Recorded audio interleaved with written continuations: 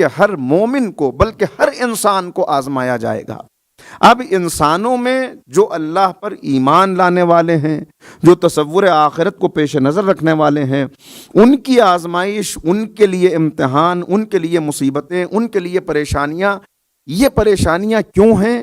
یہ پریشانیاں ظاہر ہے کہ ایک سبب تو ان کا یہی ہے کہ انسان جب گناہوں کا راستہ اختیار کرتا ہے، جو میں نے اس سے پہلے بھی ایک مرتبہ مثال دی تھی، کہ پھر جب کوئی اطاعت کے دائرے سے نکلتا ہے تو اس کو آزمائش کے جھٹکے دیے جاتے ہیں کہ شاید اس طرح بیدار ہو جائے۔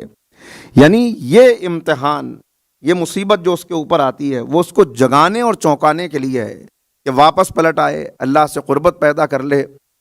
یہ مسئلہ وہ ہے یہاں کہ جہاں یہ کہا جا سکتا ہے کہ کیوں مصیبت آتی ہے؟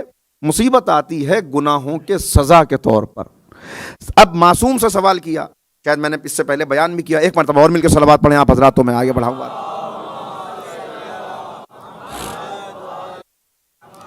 سوال کیا کہ مولا جب مصیبتیں آتی ہیں، مومن پر مصیبت آئے تو کیسے پتہ چلے کہ یہ مصیبت ہمارے گناہوں کی وجہ سے ہے یا یہ مصیبت اللہ کے اس وعدے کی بنیاد پر ہے کہ جو اس نے کہہ دیا کہ ہم ہر ایک کو آزمائیں گے، جیسے انبیاء کو آزمایا، صالحین کو آزمایا، اپنے نیک بندوں کو آزمایا۔ بلکہ پیغمبر اکرم صلی اللہ علیہ وآلہ وسلم یہ ارشاد فرماتے ہوئے، اللہ صلی اللہ علیہ وسلم یہ ارشاد فرمایا پیغمبر نے کہ اللہ نے سب سے زیادہ، یعنی مفہوم حدیث کا یہ ہے کہ سب سے زیادہ انبیاء آزمائے گئے، اور پھر جو عمل اور کردار میں انبیاء سے جتنا مشابہ ہوگا اس کی اتنی ہی سخت آزمائش ہوگی۔ یعنی انبیاء کے راستے پر چلنے والا جو کردار میں جتنا ان سے قریب ہوتا چلا جائے گا، عمل میں ان سے قریب ہوتا چلا جائے گا، اس کے لیے مصیبتیں بڑھتی چلی جائیں گی، اس کا امتحان سخت ہوتا چلا جائے گا۔ یہ امتحان اس کے لیے کیوں ہے؟ ایک وجہ اس امتحان کی یہ ہے کہ اللہ یہ چاہتا ہے کہ بندے کے دل میں میری محبت خالص ہو جائے، یعنی کسی اور کی محبت نہ رہے، اس کی تمام تر توجہات میری طرف آ جائیں۔ لہذا نیکیوں کو چمکانے کے لیے، خیر کو اور واضح کرنے کے لیے، اس کو مزید ترقی دے کر اس کے درجات بلند کرنے کے لیے یہ مصیبت مومن پر آتی ہے۔ اور جتنا درجات بڑھتے ہیں، جتنا عمل میں آگے بڑھتا ہے، جتنا اپنے کردار کو خالص اور پاکیزہ کرتا چلا جاتا ہے، اتنا اس کے لیے یہ مصیبت، یہ آزمائش، یہ امتحان، یہ ٹرائل بڑھتا چلا جاتا ہے۔ بس جتنا بڑھے گا اتنا یہ قریب آئے گا، اتنے درجات اس کے بلند ہوں گے۔ مجھے واقعہ یاد آ رہا ہے بزرگ عالم کا، غالباً استاد نخودگی کا واقعہ ہے کہ ان کے شاگرد نے بیان کیا کہ میں نے ایک مرتبہ دیکھا کہ استاد گریہ کر رہے ہیں، بہت رو رہے ہیں، تو ہم نے رونے کا سبب پوچھا کہ آپ کے گریہ کا سبب کیا ہے؟ کہا گریہ کا سبب یہ ہے کہ میرے درجات بڑھا دیے گئے، اب میرے اوپر کچھ اور حقیقتیں واضح ہو گئیں، کچھ اور پردے میری نگاہوں کے آگے سے ہٹ گئے۔ کہا تو یہ تو خوشی کی بات ہے، نگاہوں سے پردے ہٹ جائیں، شخصیت اور زیادہ بلند ہو جائے، درجات اور بڑھ جائیں، تو یہ مقام شکر ہے، یہ خوشی کا مقام ہے، یہ گریہ کرنے کا مقام تو نہیں ہے۔ پھر رونے کا سبب کیا ہے؟ کہا رونے کا سبب یہ ہے کہ کتنے ہی مومنین میرے پاس دعاؤں کے لیے آتے تھے کہ دعا کیجئے کہ ہمارے اوپر سے یہ مصیبت ٹل جائے، دعا کیجئے کہ یہ امتحان ہم سے ہٹا لیا جائے۔ کہا میں ان کے لیے دعا کرتا تھا، اللہ میری دعا کو قبول کر کے ان کے اوپر سے وہ امتحان ہٹا لیتا تھا۔ لیکن اب جب میں نے دیکھا، جب اور زیادہ بلندی ہوئی، جب اور پردے ہٹے، تو اب معلوم ہوا کہ وہ امتحان کا ہٹا لینا وہ اللہ کا فضل نہیں تھا، فضل یہ تھا کہ وہ امتحان میں ثابت قدم رہتے تاکہ اور ان کے درجات بلند ہو جاتے۔ صلوات پڑھ دیں محمد و آل محمد۔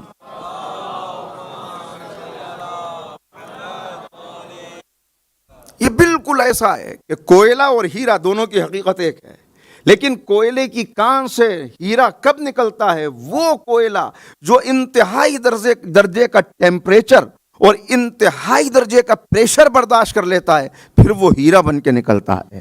اللہ چاہتا ہے کہ نیکیوں میں اور زیادہ ابھر جائے، اور زیادہ چمک جائے، اور اس کا کردار واضح ہو کے سامنے آ جائے، لہذا اس پر مصیبتیں آتی ہیں، آزمائشیں آتی ہیں، برابر تم کو آزمایا جائے گا۔ انبیاء و مرسلین کو آزمایا گیا، اور پیغمبر اکرم کو جتنے آپ مکی سوروں کو دیکھیں تو آپ کی نظر میں یہ بات واضح ہو جائے گی کہ پیغمبر اور اصحاب کو یہ بتایا جا رہا ہے، چونکہ مکے کی زندگی میں سخت آزمائشیں ہیں، سخت امتحانات ہیں، شہادتیں ہیں، پرسیکیوشن ہے، طرح طرح کی اذیتیں ہیں جو مکے کی زندگی میں دی جا رہی ہیں۔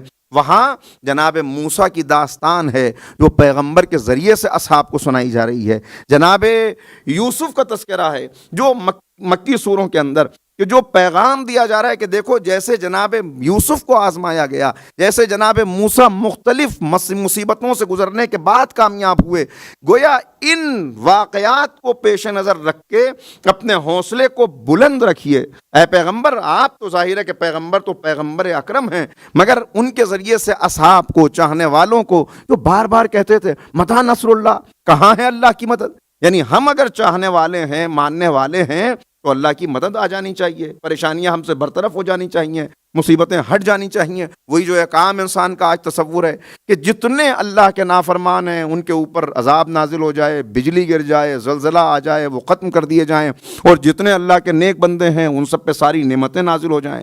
اس لیے کہ جیسے نعمت کا اور کامیابی کا تصور ابھی واضح نہیں ہو سکا عوام کی نگاہ میں، ویسے ہی امتحان اور آزمائش کا صحیح تصور بھی واضح نہیں ہو سکا۔ کیوں آزمایا جا رہا ہے؟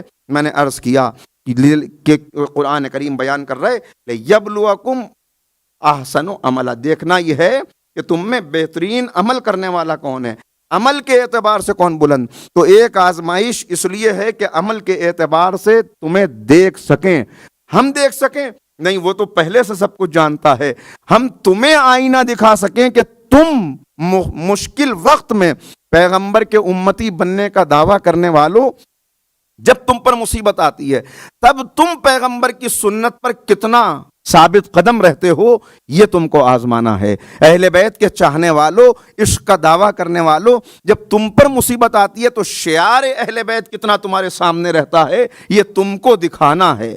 لہٰذا تمہیں کو دکھانا ہے کہ تم کو آزمایا جا رہا ہے، تاکہ تم دیکھو، اپنے آپ کو جانچو، پرکھو، اور مزید تیار ہو، اور اپنی محبت کو خالص کر لو، تاکہ درجات بڑھتے چلے جائیں، بلند ہوتے چلے جائیں۔ یہ ہے فلسفہ جس کو بیان کیا گیا۔